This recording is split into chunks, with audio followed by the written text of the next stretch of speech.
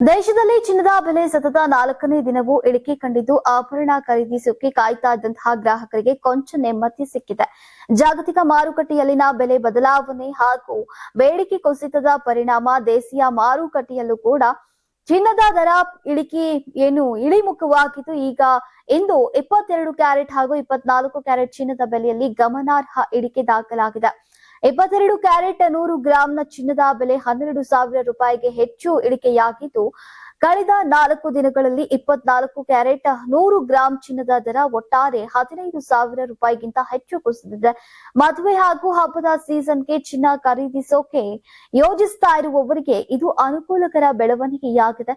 ಇಂದಿನ ದರದ ಪ್ರಕಾರ 22 ಕ್ಯಾರೆಟ್ ಚಿನ್ನ ಪ್ರತಿ ಗ್ರಾಂಗೆ ಈಗ 13,315 ರೂಪಾಯಿ, 8 ಗ್ರಾಂಗೆ 1,06,520 ರೂಪಾಯಿ, 10 ಗ್ರಾಂಗೆ 1,33,150 ರೂಪಾಯಿ ಹಾಗೂ 100 ಗ್ರಾಂಗೆ 13,31,500 ರೂಪಾಯಿ ಆಗಿದೆ.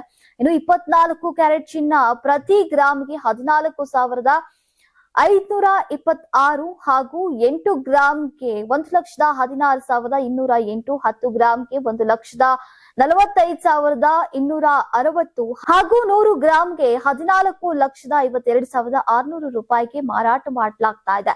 ಇನ್ನು ದೇಶದ ಪ್ರಮುಖ ನಗರಗಳಾದಂತಹ ಚೆನ್ನೈ, ಮುಂಬೈ, ದೆಹಲಿ, ಕೋಲ್ಕತ್ತಾ, ಬೆಂಗಳೂರು, ಹೈದರಾಬಾದ್ ಹಾಗೂ ಪುಣೆಯಲ್ಲಿ 22 ಕ್ಯಾರೆಟ್ 10 ಗ್ರಾಂ ಚಿನ್ನದ ಬೆಲೆ 1,33,150 ರಿಂದ 1,34,000 ನಡುವೆ ದಾಖಲಾಗಿದೆ.